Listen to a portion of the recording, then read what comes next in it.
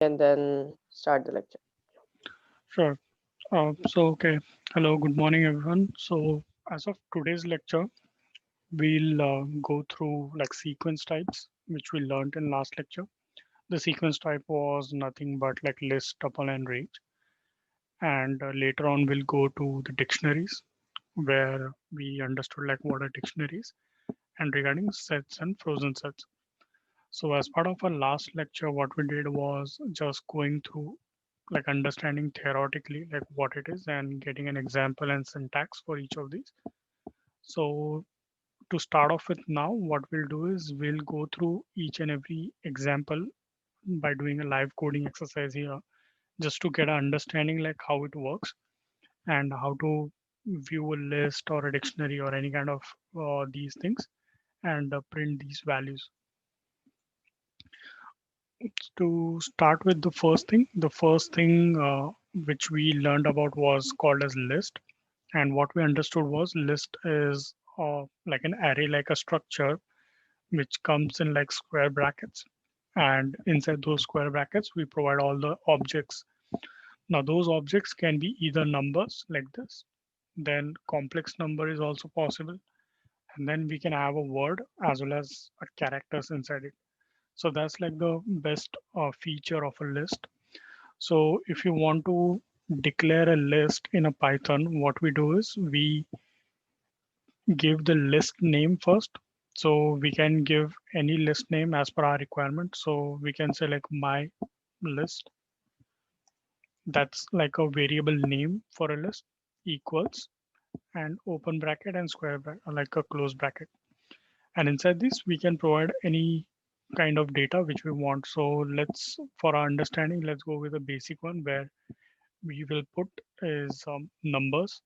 So this indicates like we have created a list and this list contains five numbers in it, ranging from 1 to 5. Now, again, like if you want to understand like what are the numbers which are present inside a list, then we can just do a print command to get what are the internal details inside my list. Now, once I execute this, I should see whatever data which is present inside my list, which is nothing but the same set of numbers which we declared. So this is as simple as it is to understand like what is a list, how to create a list, how to declare it as well, and how to print that list. There are some additional functionalities like after creating a list like this, where it contains numbers, later on, let's say we want to make some changes inside this list, right? Let's say, for example, we want to remove 5 from it and get the list as 1, 2, 3, 4. So how do we do that? Uh, Similarly, if we want to like add some numbers into your list, so how do we do that? So there are like some operations which are provided with all these list, set, and dictionaries. For that, what we'll do is we'll cover in like next session once we cover all the basic types. And once all basic types are covered from the Python, then we'll go into all internal operations which needs to be done as part of all these things. But for now, we'll just focus on how to create a list and how to print it out and what is the syntax of it. So this is the syntax as well as viewing the data, how it will look once we run in a Python console. So for now, I'll just save out this thing for our reference. Same way, like how do we declare a tuple now? For tuple also, we'll follow the same nomenclature where the tuple's name can be any variable name which we want. So we can say like my tuple equal to and then bracket open and close. And inside this tuple, what we understood was a tuple contains some kind of numbers similar to a list. But the only difference was once a tuple is created, it cannot be changed. So that's the key functionality of a tuple. So for a good example is like we know value of pi, which is 3.14.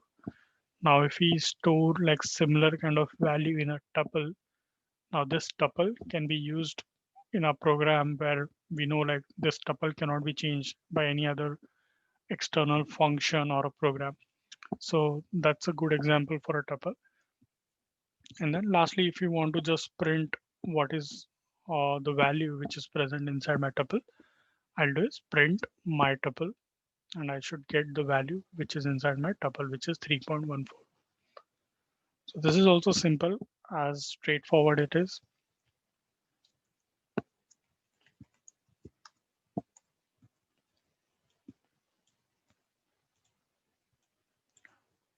So the next thing is range. Now range is a little bit different. What we understood was range doesn't store values like a list or a tuple, but range is basically acting like a looping mechanism for our program. So range doesn't need like any variable declaration like as we did for tuple and list. A range just need is the range function. The syntax is like a range, open bracket, close bracket, and inside these brackets will provide us two parameters which are like mandatory, which is the start parameter, which is this one, and end parameter, and a step function. So that step function is an optional one. And if we don't include the step function in our range, then by default, it is always +1. So let's take one example, like let's say I want to print numbers from 1 to 5. Now, how do I do it is, I will do is print range 1 to 5. And if I execute it, what happens?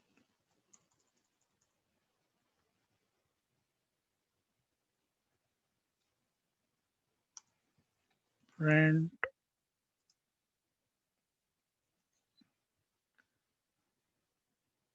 Okay, so printing doesn't work for this range. Now, how do we know like exactly what are the numbers inside my range? For that, this range has to be used always with like a for loop or a while loop. For now, let's take a for loop. If you are not aware, like for loop is like a looping mechanism or like an iteration looping mechanism where we provide a pointer like I or j variable and uh, give its start and end value, and we print those values. So for example, for I in range, what we'll do is print I. They should print whatever the values which are provided by our range. So if I execute it, I should see numbers from 1 to 4. So here we understood is range.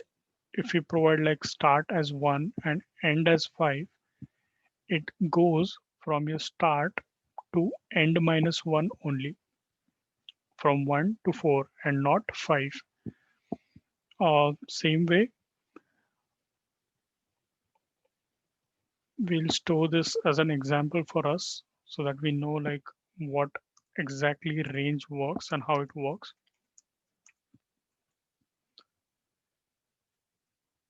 So what we understood is range from 1 to 5 will go from 1 to 4 only. Now why it is because range need is like start to end minus 1 only. So this is like a formula or like a key understanding like how range works. And then if we include like a step function inside it, like let's say I want to increment every time by 2, and if I execute it, I will see like every second number from it. So since here 1 to 5, we had like numbers was 1, 2, 3, 4 initially.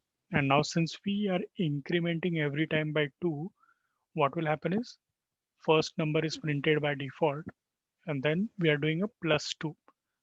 So 1 plus 2 goes directly over here as 3. And then afterwards, what is 3 plus 2? It's 5. Since 5 is not present in a list, we're just printing is 1 and 3. And that's how this step function is working. So as our example stated here, if we gave 1 as the start, end as the 5, and step function as 2, our output would be only from 1 to 3, because initially it was from 1 to 4, and then it started with the 1. Then we had a step of 2, so 1 plus 2 became 3. And then next one is 3 plus 2, which is 5. Now 5 is out of our range, which is out of 1 to 4. That's why we just got is 1 to 3. So this is also simple as it is, like to understand like how a range works. And this is not just like the first So time or like, whichever the number is being specified, like 1 comma 5. So the fifth number is there. So that is a limit which won't be gonna printing it on the screen like that. yes, correct. So if we say 1 to 5, then the numbers will be If printed from 1 to 5 minus 1, which is 1 to 4. same if I do it from 50 comma 99. So it will be printed till 98, not the 99th number, right? Yes, correct. So it will print from 50 Okay. to 98. Yeah, All right. yeah, Thanks. yeah. So we'll go through all these examples, like when we do our proper practical exam, like exercises, and every now and then we'll be using this range. So by end of all these Python classes, we will like more proficient in like how to use this range, list, and tuples. So since for now it's just the start, we're just going into the basics like how to declare, and later on we'll jump more into all like programming aspects. Okay, so these three are clear. Now the next one is dictionary. Now dictionary is also a data type where we are storing data, but in a different kind of format, which is like a key value pair format. And some of the common like examples here is like, let's say we have a car dealership where cars are present. Now we have like variety of cars and every car's price is different. So how do we store such kind of information all together, like combined, so that we understand like one-on-one information? For that, we use this dictionary, because if we look at the same example, we cannot satisfy that into a list or like a tuple, right? Because in list and tuple, all we can store is just a single value information, which is just like a one dimensional. But in dictionary, we can store like additional dimensions of a object. So we'll just go into example now. Like let's say we have a car A. This is my variable name. Then, or let's just declare a dictionary first. Now my dictionary name is DIC, which is my required, or else I can change my any name of the dictionary as any required dictionary. My dictionary equal to open bracket, close bracket.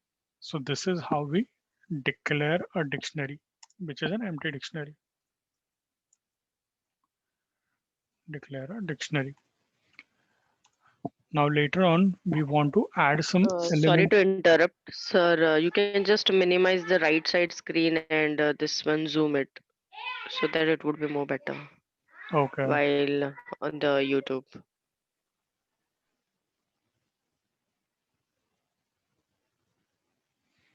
okay. So I think this is more visible now. Yep. Yeah, so this is how we declare a dictionary. Now, how do we store a key value pair inside my dictionary? So for storing a key value pair, what we can say is my dictionary. Then inside my dictionary, what I wanted was my car, right? Which is my car A, and what was its value? Value can be anything which is 10. So this is how we stored my first car's information. So how do we store a value inside a dictionaries in this format? Now let's say I have one more car. Now how do I store that information inside my dictionary? So I will say is my dictionary square bracket, and in single quotes I can provide car B and its value is 20. So this is how we are storing the values. Now how do we print the dictionary, right? So if we do just a regular my dictionary print, we should see values inside my dictionary in the format which we understood. So once we print, here we get to see how the key value pair is been. shown here inside the dictionary. So here my key is car A and its value is 10. And then again my second object which is car B and its value is 20. Now you might be confused like why did we stored in this format? Because what we learned was just like how the data is being stored inside my dictionary. So ideally, like every dictionary will have information internally stored in this format, but the different mechanism for a dictionary is like how do we store the value inside a dictionary? And this is the expected syntax every time for storing a value inside a dictionary, where you need to provide your dictionary name, which is this variable name, then open bracket and close bracket with a square. And inside the square, you need to provide is a key. Now this is your key, right? Where you are seeing this key is nothing but the key which is inside your square brackets. And the appropriate value for that key is on the right hand side, which is equal. So this is the way of storing that key value pair inside a dictionary. And lastly, it's just a basic print where we can see what is internally present inside my dictionary. And this is how the values are stored. I think so this should be clear. Now for our understanding, we'll just store a program here.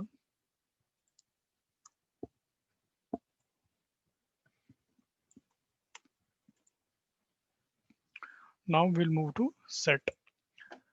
Now again, set, as we understood, set is also like a one-dimensional kind of a data type where you can store values inside it, which will be like singular in nature.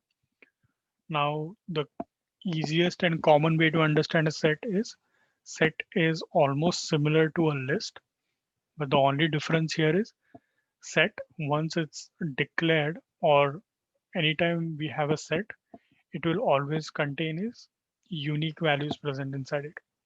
That means we cannot have any kind of duplicates present inside a set.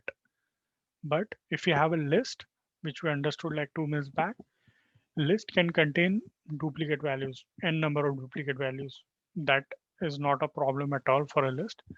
But for a set, it has to be always a, a set which contains like only unique values. Now, how do we declare a set? Now, to declare a set, we have to give this nomenclature like a variable name equal to set function. And this set comes is open and close round brackets.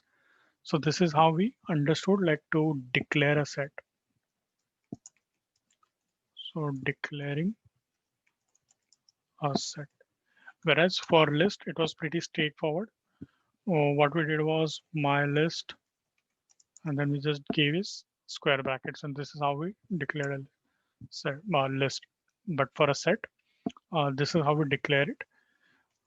And then if you want to provide some information in your set, what we can give is 1, 2, 3, 4. And then if I run it, we are saying there is no error. So that means we have declared a set and we have inserted some values inside it. Now, how do we know like basically is this a set or a dictionary, right? Because for dictionary also we were using curly brackets and set also we are using curly brackets. Just to understand, we'll use the type function which we understood like in our first class, like using that type function, we'll understand like what kind of this variable is. Is it a dictionary or a set? We'll get to know. So if we do that print type of my set, I should see what is exactly this variable. And this variable is a set since we are seeing a class set. Now looking at these two concepts, we don't even need this first statement, which becomes like more easier for us to understand is like if you want to declare a set, what we can give is we just need to provide is a set name, which is a variable name. Then use is curly brackets, and inside those curly brackets, just provide whatever information you want, and it will always execute. But this first one is also a good to know example, like how do we declare a set. So basically what we understood is there are two ways to declare a set. The first way was give the variable name equal to set open bracket and close bracket. This is the first way of declaring a set.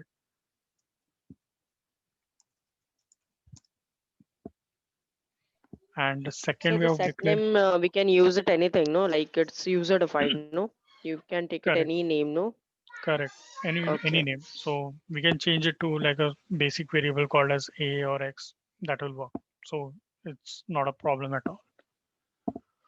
For just for our understanding, like to know like what this variable is, like while doing the program, we just want to know like, okay, so this variable is for my set. So that's why we are just giving like my set so that it's more descriptive for us to understand. And the second way of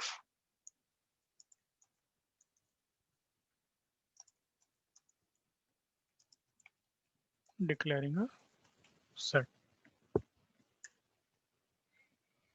And then lastly, what we did was just to understand like what was the type of the variable. Now, if you want to know is what is the values which are present inside my set, I will do is just a basic print. And if I run it, I should see the values inside it. So it's still executing.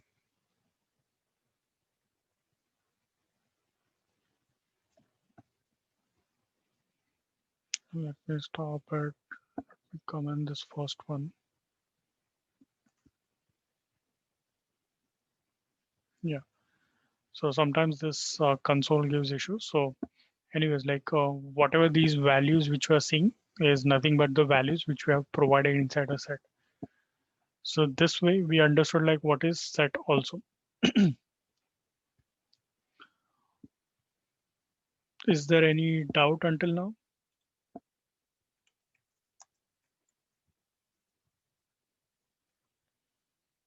No, And sir. okay. All right. So now we have understood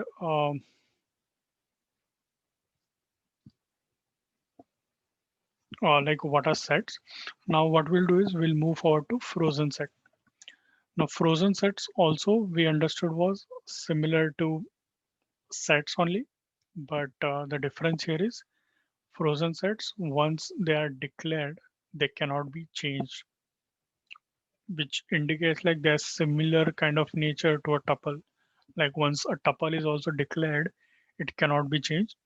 Frozen sets are also the similar ones where like once they're created, we cannot change it. So how do we declare a frozen set, right? Now, same way as we declared a set, we can say like my frozen set. Oh, I think 1 second before we go there. Let me copy a set example here.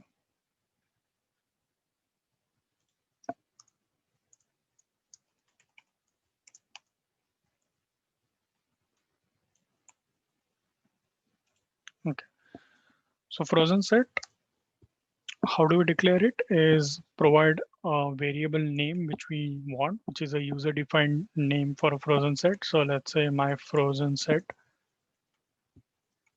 equal to, I will give this open bracket and close bracket. So this is how we declare a frozen set, declaring a frozen set. Now, if we just execute it, if you're not seeing any kind of issues, that means we have declared it correctly.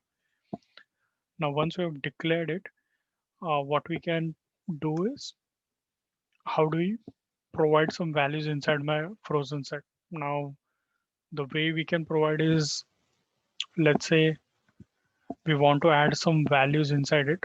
So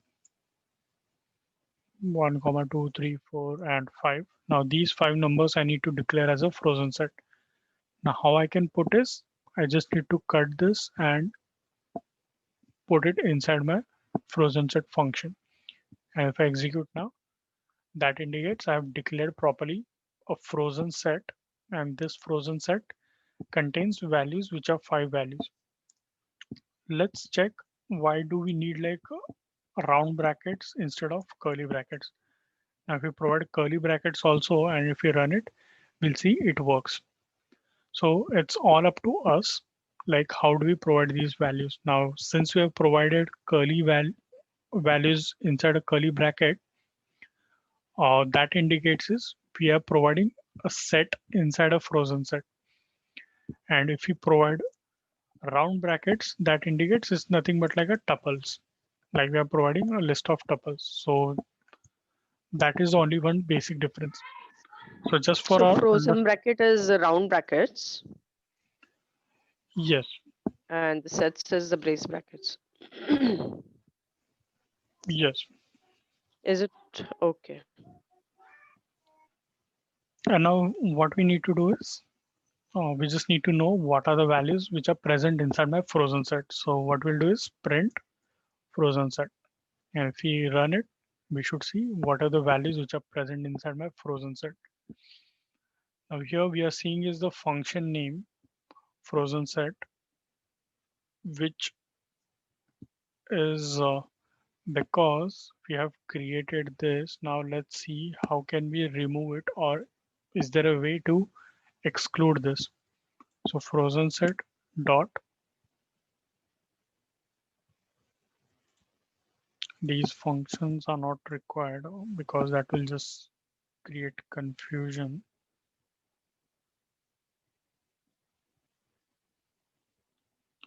So actually that's the way it is, like whenever we create a frozen set, this is the way we are going to see the output. Whereas for sets and list tuples, we'll see the actual values which are present. But for frozen set, the way it's been shown always is this way. So that's the expected one. Now, why we are showing the frozen set name here, including the values, is if we just show internal curly brackets and its values, that way we cannot differentiate between a set and frozen set, right? Because in a previous example, when we used set and we did a print on it, we saw is the internal values, including the curly brackets. Now that was the way of getting the data inside a set. But now here we have is the frozen set. Now how do we differentiate between a set and a frozen set is, this is the proper nomenclature which is provided by Python, where it's saying is like if we do a print of frozen set, we will have is this frozen set keyword present as part of our output. So that is a good point for us to remember, like how a frozen set is shown. Where we are using the frozen set usage So in frozen that sets program. usage is like let's say we uh, uh example right now, let's say we have list of numbers which doesn't wants to change anytime in future or anytime during a code execution. At that point we will need to use this frozen set. So example there That means is if I wanted the stable values only, the fixed values, which I don't want to change it henceforth. So at correct. that time only will be new. Okay. Yeah, so it's like a constant values which once it's declared we don't even need it to change by any other external functions or classes or any kind of operations. So it's like a constant list of numbers or constant list of objects which doesn't even gets changed when the code is executing. But if we use a set, right, like this, or list or list or dictionary, these things can change, like their values can be changed during execution of a program. But for frozen set and tuples, whenever they are declared in a program like this, those will never be changed. So the common example is, let's say in my frozen set itself, if I have like 3.14, which is a pi value, then like some constant values like 0, which doesn't needs to be changed, or some kind of like user defined value which we don't want to change, we can put inside this frozen set or a tuple, and utilize that in our program so that even if any code is touching these frozen set or tuple and trying to like update this value of like 3.14 to like 3.15, it will never ever allow, like it will throw out an error like we cannot change the value. So that's the best way of like having frozen set and tuples. Now, how often do we use it? We'll be using like very rarely because these kind of frozen sets and tuples would be used in only rare scenarios where we need to have some constant values in our program which doesn't need to be changed. But most of the frequent times we will need some of the values to be changed for our programming purpose. For example, now we want to like add like even numbers from 1 to 100 into a list. For that, we'll go with like a regular list, right? Because that list needs to be changed after every operation of two numbers. Like once we go from number 2 to number 4, we saw like 4 is a new number. So we want to add that 4 into an existing list. That is possible using list, set, and dictionary. But if we are using a tuple or a frozen set, we cannot add those values inside because it's like declared and we don't even want to change it. So looking at this, it's like very rarely used, but yeah, it's a good to have feature which needs to be understood and learned for the programming. So this covers some basic concepts for like data types, which we have learned until now. Now the next thing, let me just minimize this, zoom in this. So I guess time is getting over, no? I guess one few minutes might be remaining. Yes, so we have is like 3 minutes. If you want, we can drop now and connect again on the Yes, so link. stop the recording and I'll rejoin it again once